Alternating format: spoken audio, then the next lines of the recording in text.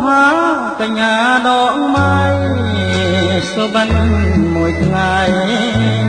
ស្រមៃមួយទៀតមិនយល់សោះឬមួយក៏ស្រីមានស្នៀតចិត្តចង់ជួបទៀតដើម្បីឲ្យអស់ចិនដាមកណាប់ជួបស្រីជាថ្មីម្ដងទៀតតែងខ្លួនយ៉ាងស្អាតជួបស្រស់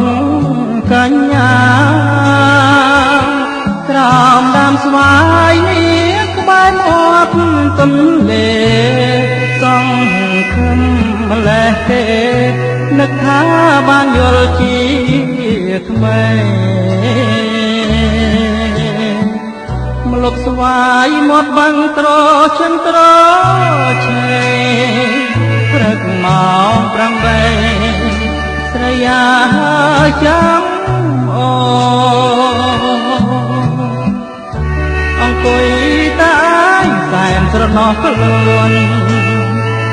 ទើបដឹងថាអូនមានប្រាចិនដាខ្លាចណាស់ក្រែងប៉ះចិនស្រីចង់ស្រលឲ្យបងអំពលជាច្រើនមកហើយហមរកដែរតែរកនៅមិនបានឡើយអើយចិត្តតកអើយលេចឡើយអ្នកសំណាម្លេះ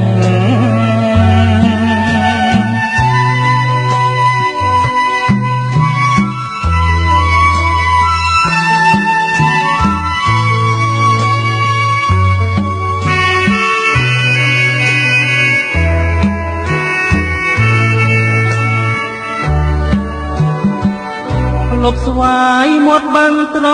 ចិនត្រឆេប្រឹងម៉ោង8ស្រីអើយចាំអូអង្គុយតែសែនស្រណោះខ្លួនទើបដឹងថាអូនមានប្រាចិនណាខ្លាចណាស់ក្រែងប៉ះចិនស្រីចង់ស្រលឲ្យបងអំពលជាច្រើនមកហើយហមរកដែរតែរកនៅមិនបានឡើយអូយចិត្តតកអើយលេចឡើយអ្នកសំណាម្លេះ